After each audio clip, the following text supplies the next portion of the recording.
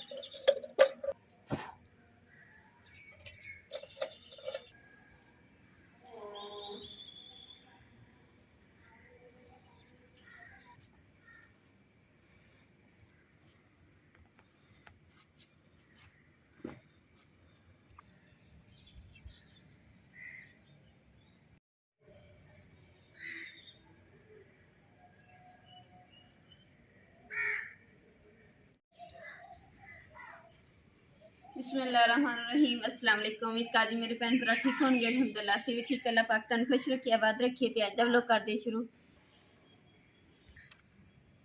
बिस्मिल्लाहिर्रहमानिर्रहीम।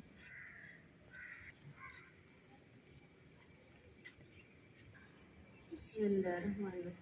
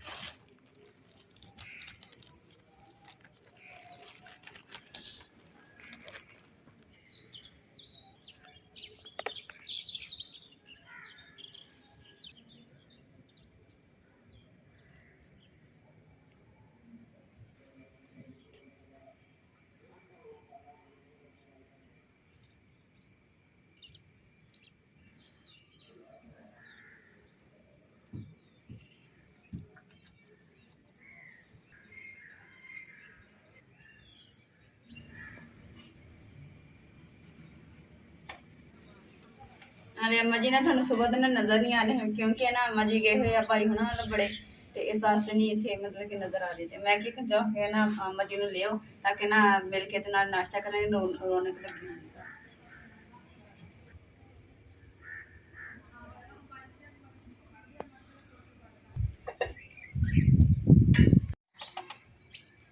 इमरान ना चले अम्मा जी लैन वास्ते काम तो जाने तो पहले तो क्योंकि इमरान काम तो चले जाने तो फिर मैं कल।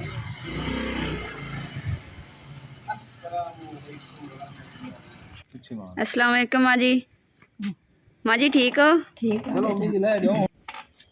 नहीं मैं कह रहा ले जाओ हुन जद्दे तक थोड़ी जाना है। इंशाल्लाह जद्दे जरूर जाओगे। अल्लाह दे सीगा। ध्यान नाल। माँ जी जद्दा की हुंदा? मदीना शरीफ। अच्छा।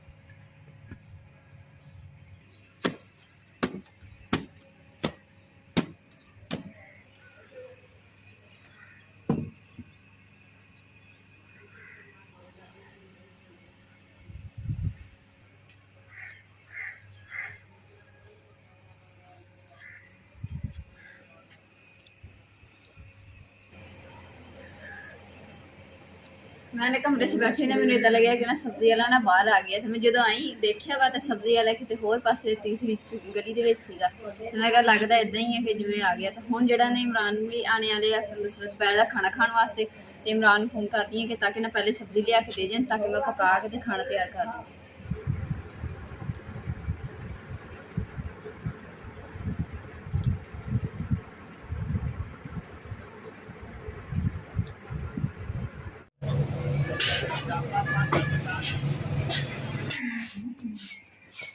अस्सलाम वालेकुम बेगम साहबा, वालेकुम सलाम। दोपहर का खाना दे दियो ते सब्जी इधर इधर आ टाइम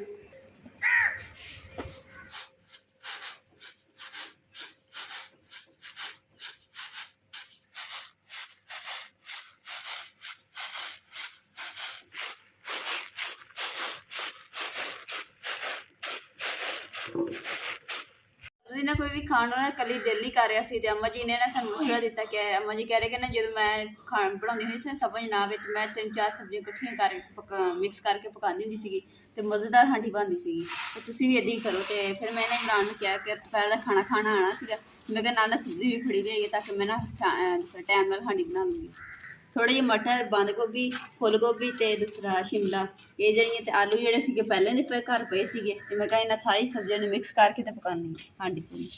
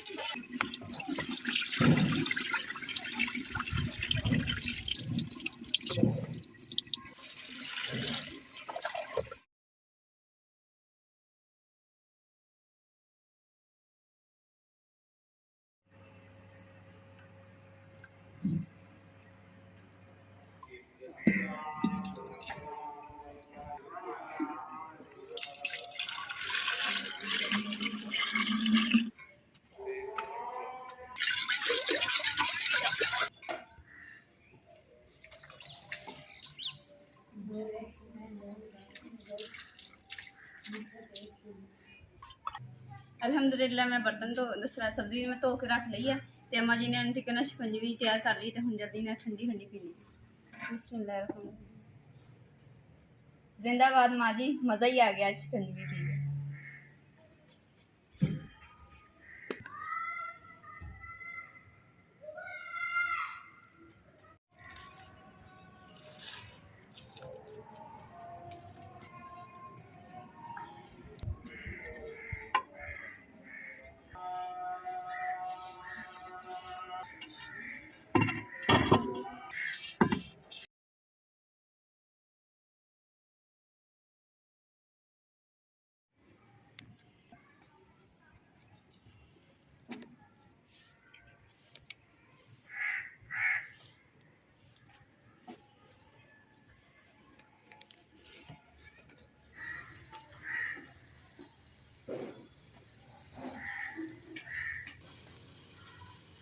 ਹੁਣ ਜੀ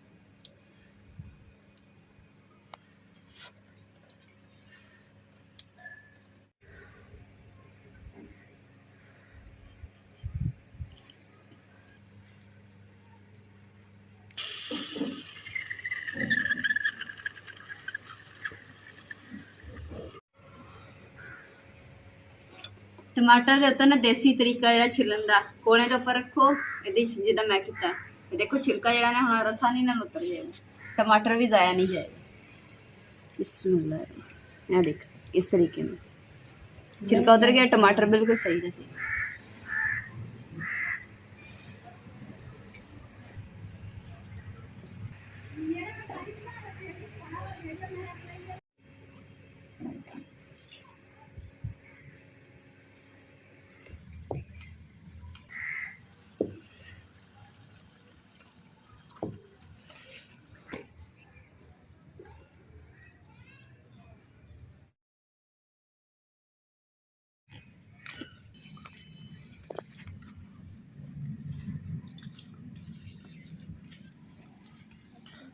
ਤੁਸੀਂ ਸੋਚ ਰਹੇ ਨੇ ਕਿ ਮਾਂ ਜੀ ਇਹ ਕੀ ਕਰ ਰਹੇ ਮਾਂ ਜੀ ਨੇ ਆਟਾ ਗੁੰਨਿਆ ਨਾ ਤੇ ਜਦੋਂ ਕਿਨਾਰੀ ਜਿਹੜੀ ਤੇ ਨਾਲ ਥੋੜੀ ਗਿੱਲੀ ਹੋ ਕੇ ਜਗ੍ਹਾ ਪੱਟੀ ਜਾਂਦੀ ਹੈ ਨਾ ਤੇ ਮਾਂ ਜੀ ਨੇ ਇਸ ਲਈ ਨਾ ਪਾਣੀ ਛਿੜਕਾ ਕੇ ਤੇ ਹੱਥ ਨਾਲ ਲਿਪ ਦਿੱਤਾ ਤਾਂ ਕਿ ਨਾ ਜਗ੍ਹਾ ਜਿਹੜੀ ਪੱਟੀ ਨਾ ਜਾਵੇ ਲਿਪੀ ਜਾਵੇ ਸਾਫ਼ ਹੋ ਜਾਵੇ ਤੇ ਬਜ਼ੁਰਗ ਜਿਹੜੇ ਨੇ ਪਹਿਲੇ ਇਦਾਂ ਹੀ ਦੌਰ 'ਚ ਕਰਦੇ ਹੁੰਦੇ ਸੀ ਇਹ ਕੱਚੇ ਘਰ ਤੇ ਫਿਰ ਇਦਾਂ ਹੀ ਲਪਾਈਆਂ ਹੁੰਦੀਆਂ ਅਰੇ ਆਟਾ ਨਾ ਥੋੜਾ ਬਹੁਤ ਗਿੱਠ ਥੱਲੇ ਡਿੱਗ ਜਾਂਦਾ ਵਾ ਤੇ ਫਿਰ ਇਦਾਂ ਕਰਕੇ ਲਿਪੇ ਜਾਂਦਾ ਮਟਰ ਜਿਹੜੇ ਮੈਂ ਪਹਿਲੇ ਪਾਉਂਦੇ ਸੀਗੇ ਤੇ ਹੁਣ ਆਲੂ ਤੇ ਸ਼ਿਮਲਾ ਜਿਹੜੀ ਬਰੀਕ ਬਰੀਕ ਕੱਟੀ ਹੋਈ ਇਹ ਵੀ ਵਿੱਚ ਪਾ ਦਾਂਗੇ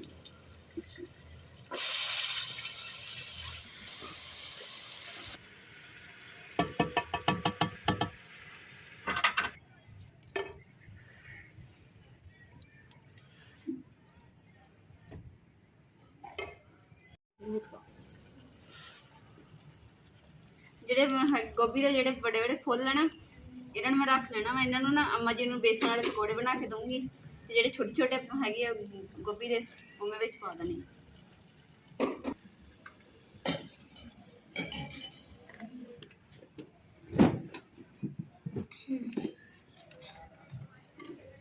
बिस्मिल्लाह